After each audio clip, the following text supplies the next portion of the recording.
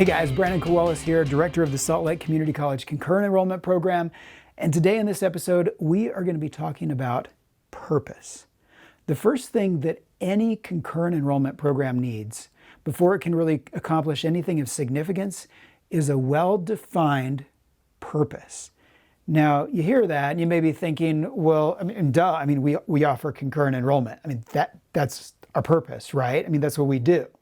Or maybe you say, oh, you know what, we had an activity a while back, or our director, our president came and said, this is what our purpose is. Our purpose is to offer an innovative program that enhances collaboration among local education agency colleagues to provide resource strategies that offer, high-performing adolescent youth access to affordable college. Isn't that a beautiful statement? And I hear that and I say, right. Okay, so here's the thing. Neither of those are really helpful because, first of all, they don't really tell you what you do and then what you don't do. One of them is, it's super vague. We do concurrent enrollment. Okay, so do lots of people. And there's lots of different ways you can do concurrent enrollment. The other one is so full of cliche educational buzzwords that nobody has any idea what you're talking about unless you take an hour to explain it to them. So creating an anchoring statement that will guide decisions, the decisions that you're going to make regarding what you will do and what you won't do, is insanely important, especially when you're trying to decide how you're going to respond to questions like, should we add this class or should we not add this class? Should we modify this policy or rule or should we not? Should we allow this exception that a parent is begging for, a student is begging for, or should we not? Should we try this new cool thing that everybody's in an uproar about, they're all talking about? Should we try it or should we not? If you don't have a well-defined purpose statement, then the answer to any of those questions, it could be well, sure, or it could be no. And what you end up with is either a whole bunch of clutter that diminishes your effectiveness as a program, or you end up missing out on, some sort of a phenomenal opportunity because you're just not looking for it. The more you focus on purpose, the more you understand your purpose and are honed in on it, the more you're going to start to recognize these opportunities out there that kind of help you move toward that purpose. Now, years ago, our department came together to sort of define what our purpose was. And the purpose that we came up with as we sat there and we went through an activity, I'm going to talk a little bit about this activity in just a second, but after a half of a day retreat, we sat down and this is what we drafted up. So we drafted up that the Concurrent Enrollment Department, the SLCC Concurrent Enrollment Department, partners with high schools to deliver a college experience, an experience that prepares high school students with the skills and the courses that they need to navigate the challenges of higher education and to complete a meaningful degree or certificate. That is what our program is about, and that is what has guided our program for the last 5 or 6 years as we've sort of moved forward and navigated some of the challenges that have come up.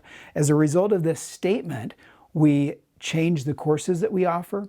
We changed the way that we advise students. We changed how our liaison model is structured. We changed how we handle exceptions and how do we address failure, and lots of other things. So now when people come up and they ask us, well, what do you do?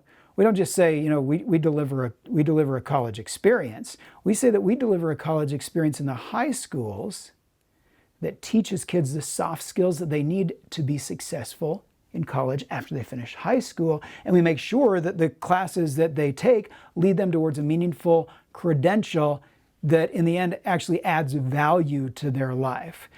Everything else, earning college credit, saving time, saving money, that all happens as a result, but it sort of takes a back seat to that primary purpose that we developed to deliver a college experience that helps students learn the skills they need to transition to college and successfully navigate those challenges and successfully complete a meaningful degree or credential.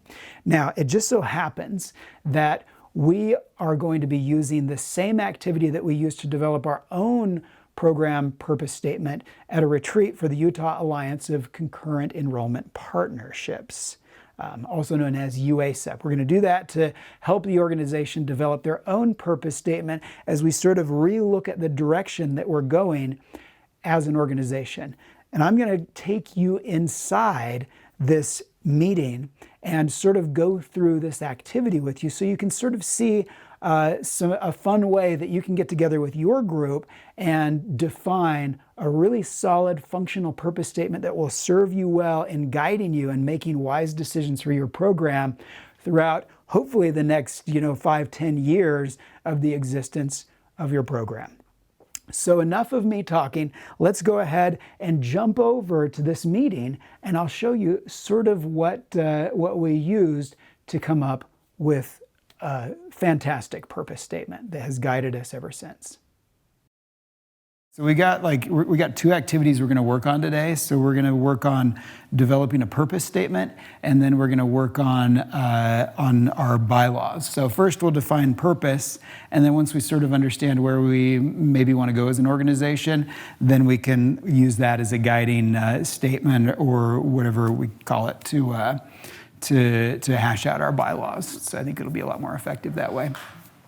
So I've got an activity that I'm going to go through today that is very interactive for all of us to work on developing a purpose statement. We used this a while back with our staff, and in a half day we had a really solid purpose statement. So we should be able to rip through this and have lots of fun doing it. So the one thing that I wanted to go over before we jump into the activity is just when it comes to a purpose or mission statement, whatever we decide we want to call it, there are three things that a purpose statement does. First of all, it tells the world why what you're doing matters, and I think that's important. It leads our organization to do what matters, and then last of all, it helps us determine what we will do and then what we won't do. And we've used that with our own purpose statement to sort of guide what we will do and what we won't do. I mean, it's impacted tons and tons of things that we do and decisions that we've made, like, will we allow this exception or will we not? Let's look at our purpose statement. And what are we trying to accomplish here with the students? Are we just trying to give free, cheap credit, or are we trying to teach them lessons and skills and that sort of thing? So those are the three things to kind of keep in mind as we develop this purpose statement, that's ultimately we want to come up with something that guides us and that serves sort of those three intentions. Okay, so now we're going to jump into the activity. So why don't we get into two groups of three, and then what we're going to do in step 2 is, as a small group, each member of the group is going to share a story. So the story that you're going to tell is, what does it look like when we're doing our very best work as an organization, so as UACEP. If you haven't really been involved in UACEP, then make up a story. Like, if this organization was what you want it to be, then tell us a story of what that would look like. So the next step we're gonna do, so step number 3 is individually, each person is gonna tear off a sheet here, and you're gonna write your story and the details of your story on that page. The next thing that we're going to do then is we are going to identify every time you mention a specific place or person, and we will circle it. So here's an example. You can see up here in the examples I showed before, I circled Christian Moore, person, conference, place, teacher, event is a place, teachers, person, CE classes, UACEP listserv, peers, high school. The next thing we're going to do is draw a square or multiple squares. And what we're going to do is draw a square around any mention of our organization, of UACEP, making a difference and taking action. It's okay that your squares and your circles overlap. So some examples here, if I go into this one, So making a difference or taking action. Taking action. UASEP invited Christian Moore to speak. That's an action. I sent out a burning question on the UASEP listserv that had been vexing me for a few months. Another action. So you're going to draw squares around those. Now, there's no like hard, fast rule on this, so just make your best guess on what would be an action or our organization making a difference. Step number 7. Now we need a different color, okay? And we are going to underline now. We're going to underline anytime something in the story changes for the better or results from your work. So we're looking for results or some sort of change that occurred as a result of what you're proposing up there. So we're gonna combine the different parts that we've underlined, circled, and squared, and put them up here on these pages. So you see we've got a section for our cause, another for our actions, and another for our impact. So what we're gonna do is take what we've circled and then include them up here. So cause is going to be the green, what we circled.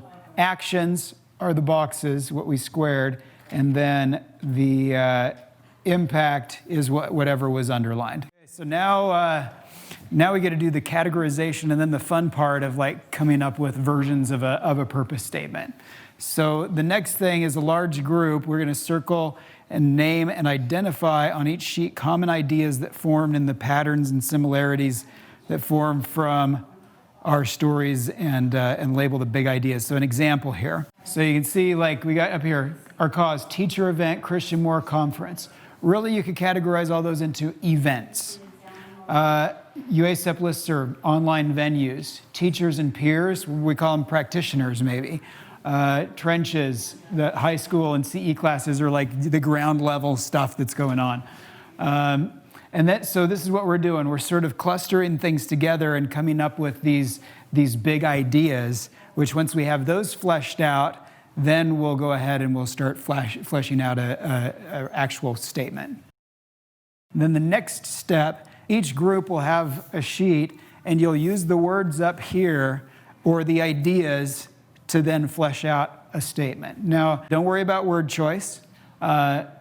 This is the easiest part to nitpick and the least important for your final statement. It's easy to like sit there and wordsmith things. Don't worry about that. Just throw out ideas. Just brainstorm within these parameters up here. Keep it short.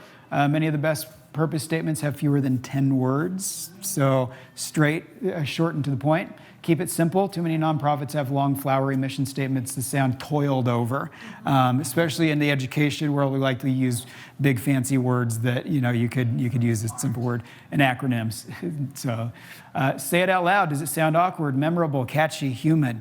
And then, last of all, the disagreement test. If no one would disagree with your statement, things like make the world better or act with integrity, then your statement's too generic. Don't hide behind cliches. All right, now before we wrap it up, I want to just kind of go through the final chapter of this story. You've seen sort of the activity now that we went through as we were working to develop our purpose statement. In the end, we ended up coming up with 2 relatively solid drafts of a purpose statement. We went ahead then and sent those drafts along with the key elements of what we felt our organization was about, which we had identified. Sent those out to the membership and said, hey, give us your feedback. Let us know, does this sound great? Do you have any suggestions for modifications? Do you have any new versions you'd like to propose of the purpose statement? So we sent that out, and most came back and said, these 2 look fantastic. There were a couple that had sent in new versions, and so we looked at those, and we ended up with 3 final versions of the purpose statement. Then at the next UASEP membership meeting, we threw up those statements and invited everybody to vote on which one they felt like clearly defined the purpose of the organization and the direction we wanted to go as an organization. And what we came up with was this. The Utah Alliance of Concurrent Enrollment Partnerships brings Utah Concurrent Enrollment stakeholders together to foster best practices, solve common problems, and improve the student experience. That now is our guiding purpose. So down the road, if an opportunity arises for the organization, or a problem or a challenge comes up, we're going to ask ourselves, does this opportunity or challenge bring stakeholders together to foster best practices? Does it help us to solve common problems that as practitioners we're experiencing? Does it improve the student experience? If the answers to those is no, then the answer is no. Also, as we work together to develop events and meetings and things to bring the organization together and move the organization forward, we're going to ask ourselves, does the structure of this event, does the structure of this meeting and the content of this meeting fulfill our purpose statement? If it doesn't, we need to relook at that meeting and how we're structuring it and how we're delivering it. All right, so hopefully that gives you some ideas that you can take and apply within your own organization as you work to develop a solid purpose statement that becomes a guiding beacon for you throughout the rest of the history of your program. Now, please don't just shut off this video and say, that was interesting. We should probably do that someday. No, start now. Start working on that statement now, because the longer you operate without a clearly defined purpose, the more of a mess you're going to find yourself in over time, or at the very least, you're going to end up doing things that, take away from those things that have a greater potential to leave a lasting impact on your program and on the students that you serve. So please, please, please don't just turn this off and forget about coming up with a purpose statement. That statement is absolutely critical to the direction and function of your program moving forward, and for your own sanity, I'll also say, because when you're torn in several directions, it can be extremely stressful. So take some time to go through this activity and develop a strong purpose statement. Now, again, as always, post your comments, questions, ideas, thoughts below the video. Share those with the broader community who are watching these videos. I don't have the money. I don't have the people to do that. This is not about resources. It's about resourcefulness. Think outside the box. Look at things differently. Question things. Try stuff that you haven't tried before. And as you do that, the answers will come, and you'll find ways to really enhance your job, find greater fulfillment in the work that you do, and make a lasting difference.